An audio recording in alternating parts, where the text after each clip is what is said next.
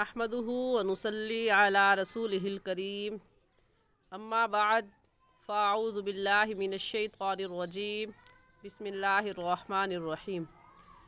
मेरे तमाम देखने वालों को मेरी तरफ़ से अस्सलामु अलैकुम व रहमतुल्लाहि व बरकातुहू।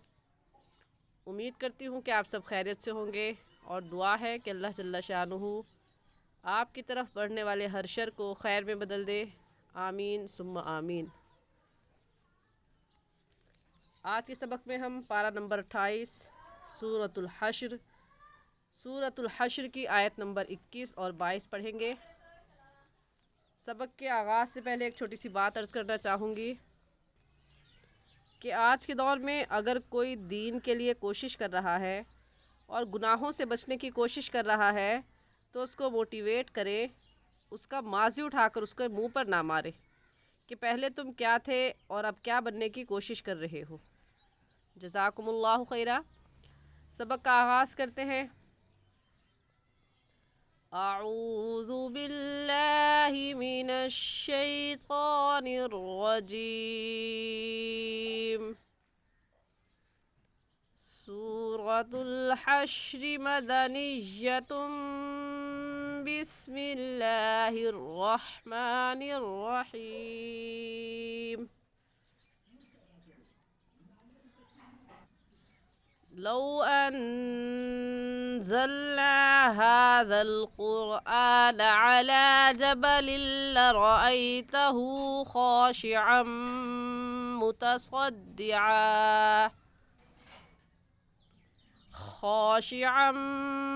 मुतसद्दिअम मिन ख़श्यतिल्लाह वतिलकल अम्सालु नज़रिबुहा लिन्नासि लअल्लहुम यतफक्करून। इस आयत में लौ अनज़लना, वाव साकिन से पहले ज़बर आ गया तो वाव लीन हो जाएगा और लीन को खींच कर नहीं पढ़ते बल्कि नरमी से और जल्दी से अदा करते हैं। तो हम इसे जल्दी से पढ़ेंगे लौ, और इसको खींच कर नहीं पढ़ेंगे क्योंकि ये लीन है, मद्दा नहीं है। मद्दा होता तब खींचते। तो अब लौ खींच कर पढ़ना गलत हो जाएगा और सही होगा लौ अनज़लना, जल्दी से करके लौ अनज़लना। अनज़लना की नून साकिन पर गुन्ना क्यों किया? क्योंकि नून साकिन के बाद हुरूफ हल्की में से कोई लफ्ज़ भी नहीं है। हुरूफ हल्की 6 हैं, हमज़ा, हा, आइन, हा, गैन, ख। इसलिए इस नून साकिन पर गुन्ना करेंगे। ऐसे पढ़ेंगे लौ अनज़लना हाज़ल क़ुरआन। रा साकिन से पहले वाले हर्फ के ऊपर पेश आ गई तो रा साकिन को पूरी यानी मोटा करेंगे। और मोटा करने का तरीका कि आपके दोनों होंठ गोल हो जाए। ऐसे कहेंगे हाज़ल क़ुरआन अला जबलिल। इस तनवीन पर हम गुन्ना नहीं करेंगे क्योंकि तनवीन के बाद हुरूफ यरमलून में से लाम आ गया है।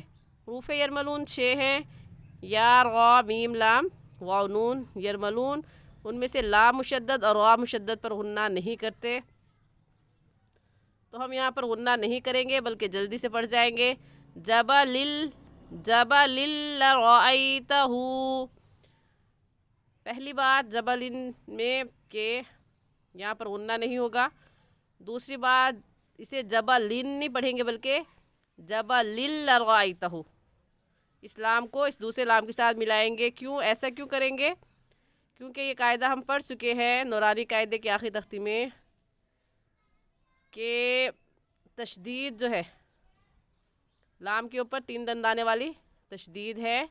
और तशदीद का कायदा ये है कि जिस लफ्ज़ पर ये तशदीद आ जाए तो उस लफ्ज़ को 2 मरतबा पढ़ा जाता है। एक मरतबा पीछे वाले लफ्ज़ के साथ मिलाकर और दूसरी मरतबा ख़ुद। तो पीछे वाले लफ्ज़ के साथ, पीछे वाला लफ्ज़ लाम है उसके साथ मिलाएंगे तो हो जाएगा जबलिल लरअयतहु। उम्मीद करती हूँ कि आपको मेरी बात समझ आ गई होगी। फिर भी कुछ पूछना या समझना चाहें तो आप कमेंट में पूछ सकते हैं। ऐसे पढ़ा जाएगा। तो जबलिन पर ना हम غنہ کریں گے، اور ایسے ہی اسے جبلن پڑھنا غلط ہوگا اور صحیح ہوگا جبل لرأیتہ. ایسے کہیں گے علی جبل لرأیتہ.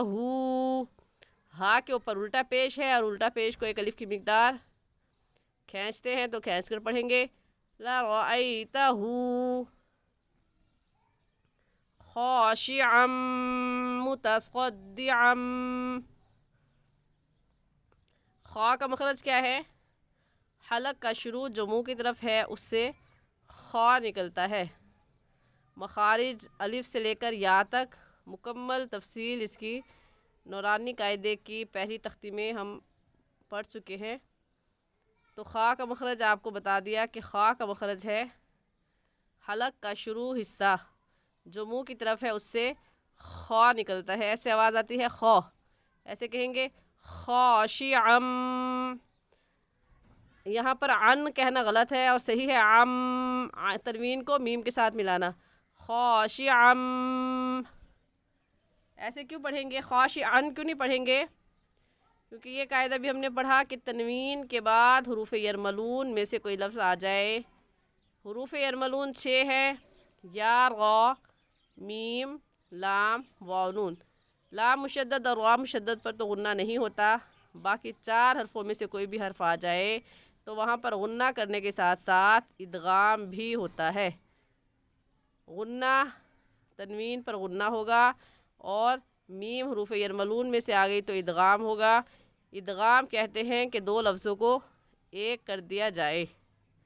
جیسا کہ میم دیکھنے میں ایک ہے اور پڑھنے میں 2 مرتبہ پڑھا جائے گا، ایک مرتبہ پیچھے والے لفظ کے ساتھ ملا کر اور دوسری مرتبہ خود. تو اب یہاں پر ادغام ہو رہا ہے تو ادغام کی وجہ سے خاشعا غلط ہوگا، بلکہ صحیح یہ ہوگا خاشعا خاشعا متصدعا من خشیت اللہ. من خشیت اللہ کی من پر غنہ نہیں کیا کیونکہ نون ساکن کے بعد حروف حلقی جو کہ 6 ہیں: حمزہ، ہا، عین، حا، غین، خا. تو ان میں سے کوئی حرف آ گیا ہے. کیا حرف آیا؟ خا. تو نون ساکن کے بعد حروف حلقی میں سے خا آ گیا ہے، اس لیے اس نون ساکن پر غنہ نہیں کریں گے، جلدی سے پڑھ جائیں گے من خشیت اللہ. لفظ اللہ باریک ہوگا کیونکہ لفظ اللہ سے پہلے زیر ہے، تو اس لیے لفظ اللہ کو باریک کر کے پڑھیں گے. اور باریک کرنے کا طریقہ کہ آپ کے دونوں ہونٹ پھیل جائیں. ایسے کہیں گے من خشیت اللہ. وَتِلْكَ الْأَمْثَالُ نَضْرِبُهَا لِلنَّاسِ لَعَلَّهُمْ. للناس میں نون مشدد ہے اور نون مشدد پر غنہ ہوتا ہے، غنہ کر کے پڑھیں گے ایسے للناس لعلهم يتفکرون. دوسری آیت هو اللہ الذی لا الہ الا هو عالم الغیب والشہادۃ هو الرحمن الرحیم. اس آیت میں هو اللہ الذی، لفظ اللہ سے پہلے زبر آ گیا تو لفظ اللہ موٹا ہوگا، اور موٹا کرنے کا طریقہ کہ آپ کے دونوں ہونٹ گول ہو جائے. اور ہا کا مخرج یہ ہے کہ حلق کا آخری حصہ کہاں ہے؟ جو سینے کی طرف ہے. تو حلق کے اس آخری حصے کو جو سینے کی طرف ہے اس سے ہا نکلتا ہے. اسے واضح کر کے پڑھیں گے صاف هو اللہ. لفظ اللہ موٹا ہے کیونکہ لفظ اللہ سے پہلے زبر آگے. هو اللہ الذی. زال کو نرمی سے پڑھیں گے کیونکہ یا ساکن سے پہلے زیر آ جائے تو یا مدہ کہلاتا ہے، اور یا مدہ کو ایک الف کی مقدار کھینچ کر پڑھتے ہیں. ایسے کہیں گے هو اللہ الذی لا الہ. لا الہ پر کون سی مد ہے؟ حروف مدہ کے بعد حمزہ اگلے کلمے میں آ گیا. حروف مدہ اس میں الف مدہ ہے کہ الف سے پہلے زبر آ گیا، تو حروف مدہ کے بعد حمزہ اگلے کلمے میں آ گیا، اس وجہ سے اس مد کا نام ہوگا مد منفصل اور مد جائز. और इस मद को 3 अलिफ की मिकदार खींच कर पढ़ेंगे। इस मद को कितना खींचेंगे? 3 अलिफ की मिकदार, ना इससे कम और ना ही इससे ज़्यादा। ऐसे कहेंगे ला इलाहा इल्लाहू। जीम वक्फे जायज़ की अलामत है, जिसका मतलब ये है कि यहाँ पर ठहर जाना बेहतर है, ना ठहरना भी जायज़ है। तो यहाँ पर हम वक़फ़ करेंगे और वक़फ़ की सूरत में आखिरी हर्फ को साकिन कर देते हैं, तो हो जाएगा इल्लाहू। आलिमुल गैबि वश्शहादति। आइन, आइन का मखरज है कि हलक के दरमियान से आइन निकलता है, तो आइन की जगह हमज़ा पढ़ना दुरुस्त नहीं है। आलिमुल गैबी कहना गलत है और सही है आलिमुल गैबी वश्शहादति। जैसा कि मैंने अभी बताया कि रुक जाना बेहतर है और ना रुकना भी जायज़ है, तो हम यहाँ पर नहीं रुकेंगे, ये भी दुरुस्त है। ऐसे पढ़ जाएंगे वश्शहादति हुवर रहमानुर रहीम। रा के ऊपर ज़बर है, रा को मोटा करके पढ़ेंगे। रहमानुर रहीम में हलक के दरमियानी हिस्से से निकाल कर पढ़ेंगे। ऐसे कहेंगे रहमानुर रहीम। उम्मीद करती हूँ कि आज का सबक आपको समझ में आ गया होगा। आसान और सही तजवीज़ सीखने के लिए हमारे साथ जुड़े रहिए। अस्सलामु अलैकुम वरहमतुल्लाहि वबरकातुहू।